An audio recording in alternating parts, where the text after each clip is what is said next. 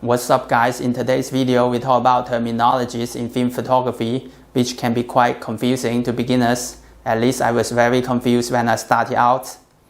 First of all, let's talk about film formats.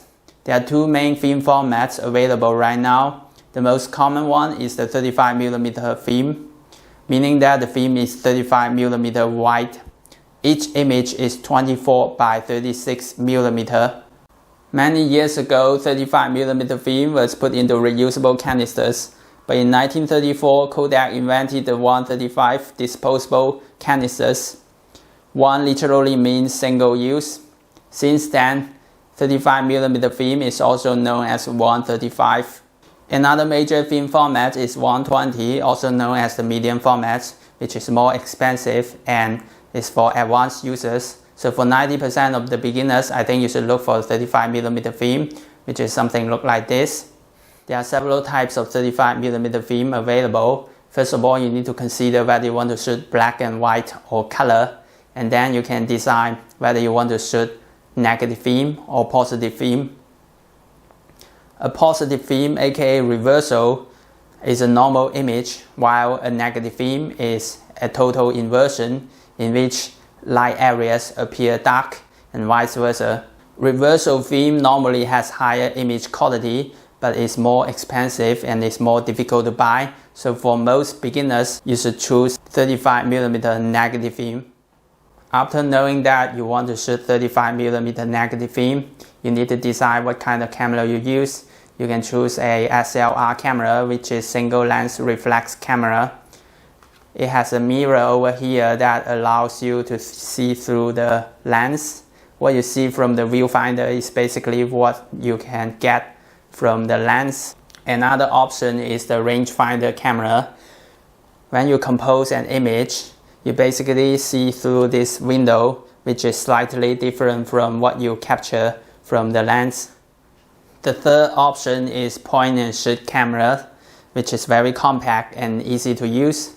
Typically, a point and shoot has a lot of auto features such as auto loading, auto focus, and auto exposures, which make it very user-friendly to beginners. When buying 35mm film, you need to pay attention to how many exposure the film has. Usually, a roll of film has 36 exposures, but sometimes it can be 24 or 27. You should always buy 36 exposures because the development fee is based on how many rolls of film you develop, not how many exposures. So it's always more economical to buy the one that has 36 exposures. When it comes to film development, you should know what process you should use for your film. The most common one is the C41, which is for color negative, D-76 black and white negative, E6 reversal, and ECN2 motion picture film. Motion picture film is kind of popular right now. It's initially designed for professional movie production by Hollywood filmmakers, but a lot of photography enthusiasts would love to put it into 35mm canisters by bulk loading so they can use the film with their 35mm cameras.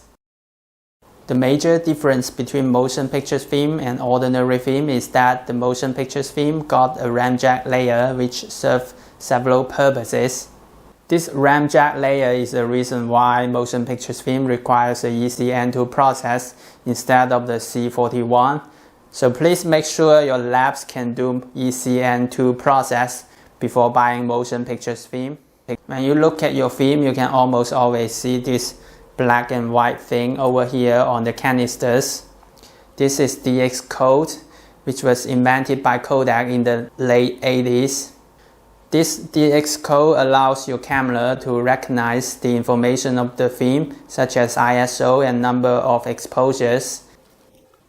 Most cameras made after the late 80s have something like this in the film chamber, which means the camera is able to read the DX code of the film. So after you put the film inside the camera, it will do the ISO setting automatically. Sometimes you make mistake in your ISO. For example, you are using the ISO 200 film, but you do the setting of 400 in your camera.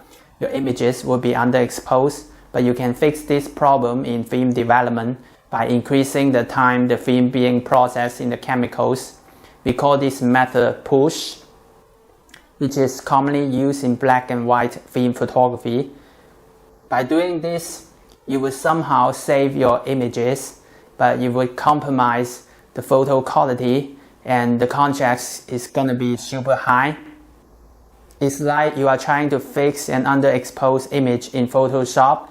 You can increase the exposure value very easily, but some details in the image would be lost and it will be super high contrast.